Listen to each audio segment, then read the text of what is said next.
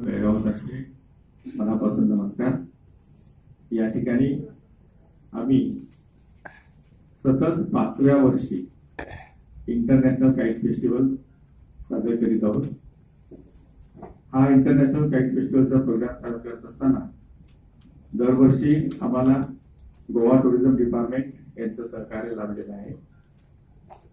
गेली 4 वर्ष आम्ही मिरामर येथे हा काईट फेस्टिवलचा कार्यक्रम केला आणि या 4 वर्षामध्ये सतत 4 वर्ष मिरामर आणि एका वर्षी आम्ही 2 ठिकाणी हा फेस्टिवल केला होता. एक कोळवा बीच आणि मिरामर असं 2 ठिकाणी एका वर्षी केला होता. आणि हे 5वं एडिशन या वर्षी आम्ही हर्बल बीच रोडला मांडरेन बीच म्हणून आहे या ठिकाणी हा फेस्टिवल करीत आहोत.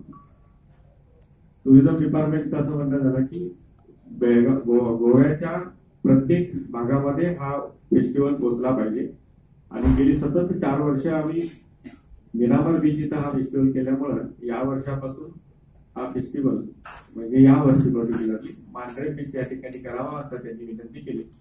त्यामुळं आम्ही हा फेस्टिवल यावर्षी मांडरे बीच जो तिथं विवा हॉटेल जे आहे त्या विवा हॉटेलच्या खालच्या बाजूला जो बीच आहे त्या ठिकाणी हा फेस्टिवल होणार आहे. No, it is not particularly 32 lakhs to them. Andorra is very meager, especially the international flyers do not charge us anything because with the charges are too this thing. But the Andorra is paid to the Indian flyers because they will be outside almost for the 10-12 days from their home.